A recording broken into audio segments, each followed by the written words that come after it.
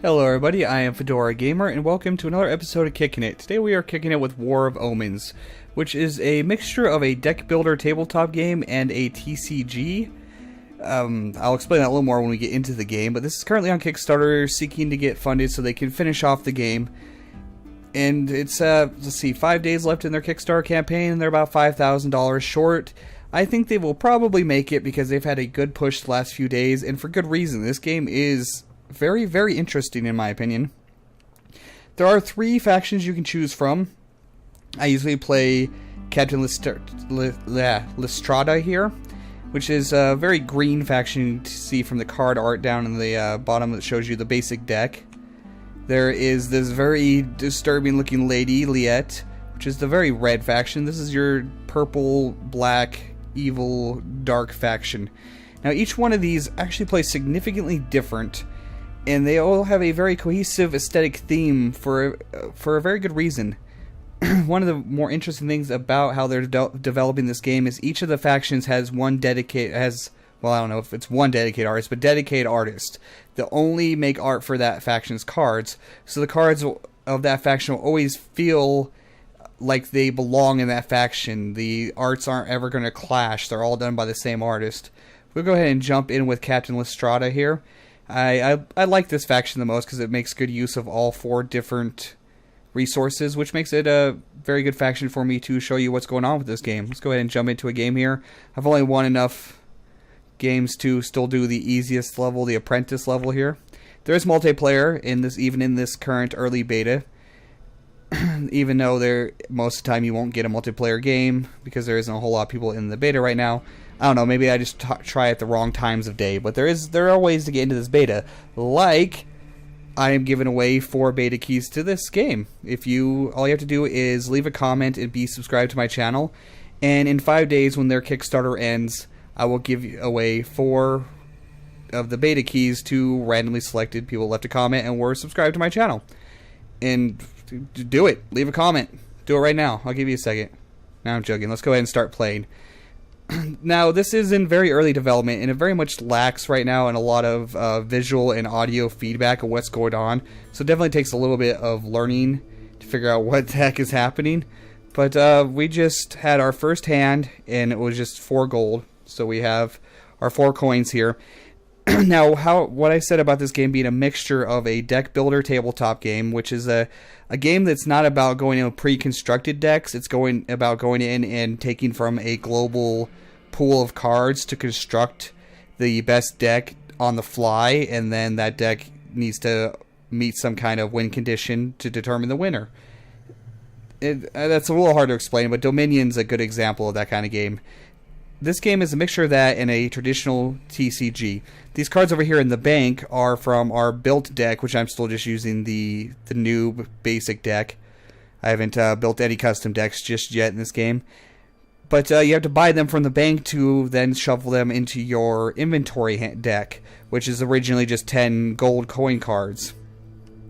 So you gotta put those in. Then when they can be drawn every turn, you get a whole new hand. Well, every turn you'll pretty much use every card that comes up in your inventory. And then it will start showing up in there instead of just the coins. So let's go ahead and end this turn. Now, the special ability of this hero is +1 food every turn, which is the second type of resource. We have gold, food. Then there's skulls and magic, which we'll talk about a little bit here in the future. Let's see what this card he put out does. Buy from foes, bank, destroy after use. That sucks. It means you can buy any of the cards from my bank. Let's go ahead and get her out here. This is very useful for getting a lot of gold early on.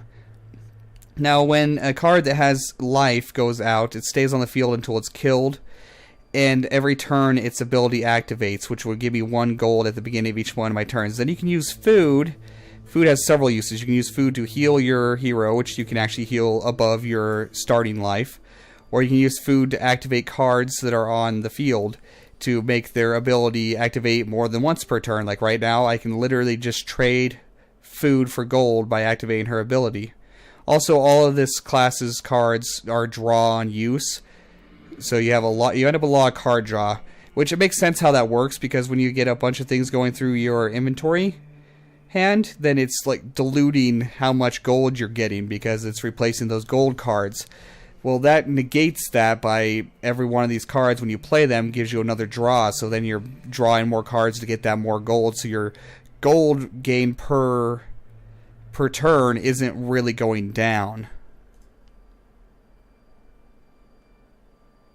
Okay, he didn't really do much. He hasn't bought anything from my inventory or my bank yet, thankfully. So your bank is what you build as a deck to bring into the match, and then you buy from it. Every turn, one of the cards cycles out of the bank and a new one cycles in, and those will constantly cycle there. They don't disappear. Your bank will never end. Let's go ahead and do this one. This one doesn't go out actively. It's an on-use ability. So I'll draw a card and gain a gold, and then it will start cycling into my hand as well. I always try to get some gold cards going in my hand early in the game, so I have a good flow of gold going on. So I can buy this one that lets me draw a card and gain a food, which is always useful because then I can trade food for gold like I'm doing right now. So far, he's healed himself a little bit, so he has over max or starting life right now. What does this do? 5 turns, feed hero. Strategy. So that heals him 1 per turn for 5 turns, I believe. That's not pleasant. See, now I'm getting a good gold flow going. I'll go ahead and grab another gold from her too. Let's go ahead and get an attack card out here. This can intercept attacks, which means any attack that comes through that's going to go towards me will hit him instead first. He has 2 life. All attack cards that I've seen so far, at least in these basic decks, just do 1 damage. Now he'll attack every beginning of every start of my turn, or then I can use food to activate him more times to make him attack more times. As many times as I want until I'm out of food, actually. I'm not getting any cards to get magic yet, unfortunately, because I would like to show you what magic does. Okay, and he's just healing himself like crazy. We're getting in our food. We'll trade the food for money. And we will get our one of those, get some more money. And he did attack and did 1 damage. These don't have life, so they stay in play until their condition is met. Like, this is destroyed after he uses it. This is destroyed after 5 turns. These ones I cannot target myself and attack and get rid of them because they don't have health. They stay in play until their condition is met. There may be cards that aren't in the basic decks that allow you to destroy those kind of cards. I have not run into them yet, though. I've only played about 5 or 6 games of this so far. Let's see. Let's go ahead, and I still don't have anybody that can give me magic, unfortunately, so we'll get our attack card out here. And I'm just going to spend a food and make him attack again, because he keeps healing the crap out of himself. So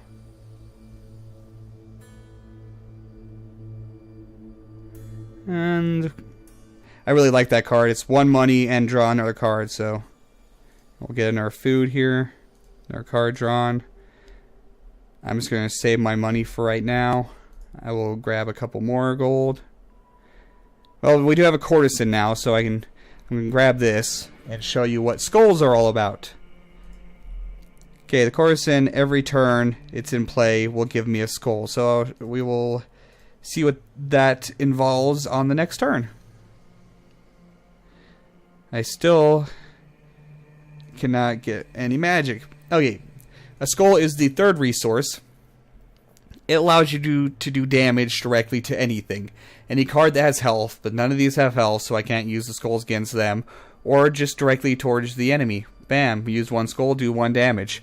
I really like the free-form nature of the resources, and you can just use them to your heart's content as long as you have them. I have all kinds of money. Okay, here we go. Draw a card, gain a magic. Now I want to talk about magic. Magic is the universal resource. It can be used for anything the other ones can be used for. If I say I want to buy, I had Say I wanted to buy this and I had 5 gold and 1 magic, I would be able to buy it using all 5 of my gold plus the 1 magic. It will fill in for gold. If I want to activate these cards and I don't have food, I can use the magic to activate these cards. And, you know what? I'll go ahead and use my food to get a bunch of skulls here. And now... Oh, wow, I can't activate this one with magic. Really? Maybe there's a limit to how many times you can use them per turn. I've never actually used them enough times to run into that. Maybe 3 times is the max you can activate. No, because I can't activate her. So you can... Okay, because... I don't... I was mistaken exactly on what magic could do. I thought I could do everything the other ones could, but I just can do most. Because I can activate these guys with magic as they're glowing purple. I can use magic instead of skulls to directly attack the enemy or his cards. And I will go ahead and just do that because I'm sick of how much life he has. Now I can use magic and attack him as well. So magic can be used in place of most of the other resources for most intents and purposes. Apparently not for these non-attack cards, though. Hey, we got our magic card here. We'll go with that because I have plenty of money flow, that's for sure. Gain our magic, use that food. I'll just use all my skulls and all my magic to attack the enemy there. I don't really want any of these other ones. I want stuff that lets me do damage. Oh, why did I not even... I didn't use that. Oh well, it stuck around. Quit healing yourself, jackass. Yes, give me more magic. Aha, this guy's good. He gives me a magic every turn he's out in play. So we'll go ahead and use that. Get more food, more gold. And then I can use the food to get magic from him. And we'll just attack. Use the skull. I'm just trying to get this guy dead now. The games generally go really quick. Most time 5 to 10 minutes. So it's a very quick pick up and play game. Unlike a lot of TCGs like Scrolls that can drag on for an hour. Let's go ahead and get our magic from him. Do 3 more damage. I will buy another one of the magic makers here. Some more gold. More magic. More gold. You see the card draw just starts stacking up pretty crazily. Now it's looking like this guy's other deck is like really terrible and I'm destroying him. But the easy AI is definitely easy. I haven't unlocked the harder AI yet, so I can't really say exactly how it's going to pan out for AI difficulty. I expect it to be considerably more challenging later on when I unlock the higher AI difficulties. I have a freaking army right now. Stop healing. Okay, can I get anything? Oh, I can get another courtesan. More skulls, please. Actually, I'll win the game right now anyway. Bam. Gain some experience. You gain 50 currency. And let's go ahead and show you what currency is for. Now that I have 100, I can go into the store. This is another very interesting part of this game, how the booster packs work. You don't get a pack of cards. You get a selection of 3 cards and you get to choose one, but they're also very cheap. 2 games, you can buy a basic pack. Now, this game is going to be free to play. And I'm normally very critical of free-to-play games. A little less so when it comes to a TCG, because that's just the nature of a TCG. Let's be honest. TCGs were the first pay-to-win games ever. Magic the Gathering, people come in with $2,000 decks and destroy everybody in tournaments. That game was extremely pay-to-win, and I dumped so much money in that game when I was younger. That's just kind of the nature of TCGs, but they have said on their Kickstarter that they don't want it to be a terrible business model, and they state not specifically how, but they will state that you can play the game to its full extent without spending money if you want to. Which makes sense. The basic pack can get any kind of cards from it. It's just much lower chance of getting the higher rarity cards. The advanced pack, you have to buy gems or gold once to be able to unlock the advanced pack for 300, and it has no commons. It's only uncommon and above. Then the premium pack, which costs 1 premium currency, which the price of the premium currency unfortunately has not been determined yet. I wish I knew what the price was going to be before I say so I can say outright what my opinion is on the business model, whether I think it's good, whether I think it's bad. If it's $5 for a premium currency to get one rare or better card, then that's going to be a goddamn terrible business model. But if it's a fair price, I think this is a business model that will work out. You know, it's free to play, and they do have to make money, otherwise the game won't exist. I mean, they have to keep the servers running and all that. So, but there will be the ability to get all cards without paying for any of the premium currency. They also have not determined if there will be a way to earn premium currency in the game itself or not, maybe through events or such. They have not finalized on that either. So it's a possibility. So far, my opinion is it looks like it will be a decent business model. But that's with what I can currently see. We'll have to wait and see on that, and that's something I can't just openly say it's going to be a great business model. Because again, most of the time I really hate free-to-play, and very rarely will I even touch them, but this game has intrigued me enough to do so. So let's go ahead and buy a basic pack, because there's a little more to the card drawing system. Now you get the choice of 3 different cards. Unfortunately, I got common. When you get when you open a pack, if it's an uncommon, all 3 will be uncommons. It's a choice of 3 different uncommons. If it's rare, it'll be 3 different rares to choose from. So it's never going to be, oh, it has to be this one because it's the highest rarity of the 3 choices. No, they'll all be of the same rarity. Now, I already have all of these cards. What we'll do then, if I grab one of them, is the upgrade progress bar will go up, which I don't know if it's actually functioning correctly yet, because I don't actually see it go up. Yeah, it didn't go up, but again, it's beta. What the end result's going to be is if you grab cards you already have, it will upgrade that card instead giving you another one. It will at least fill the upgrade bar. Once the upgrade bar fills, you will get a copy of that card made and added to your inventory that is 1 gold cheaper to play than the original. You'll still keep the original, but you'll get a new one that's 1 gold cheaper, making it obviously a more effective and useful card, even making commons considerably more useful and stronger than they originally were. And each card can be upgraded multiple times. I don't know what the maximum on that is, but you can get, once you upgrade it again, you'll get another copy of it made that's 1 gold cheaper than the previous upgrade version. You'll still keep the previous upgrade version as well. So it's a very interesting system. You don't end up with tons of useless commons that you don't like, because you can just keep upgrading the commons you are using. Well, or at least upgrade what ones they give you the choice to upgrade. I really like that, and getting like a epic upgraded a couple times could be pretty dang crazy and sounds really powerful and fun, actually. So I really do like the booster pack system. It's only 1 card, which is a very big departure from most games, but it's also rather cheap. 2 games gives you enough to buy a new card, instead of most TCGs where you have to play 6, 7, 8 games to get enough of the basic currency to buy 1 booster pack. Even this would just be 6 games to get a pack that's guaranteed no commons. And with the games taking maybe 5 to 10 minutes, it actually doesn't take that long to grab yourself some more cards. It's smaller rewards more often. That's the theory behind this. So, this is War of Omens. I like it a lot, actually. It's also HTML5 browser-based, so you can play it on a tablet just fine, which is something I would probably do a lot in the future.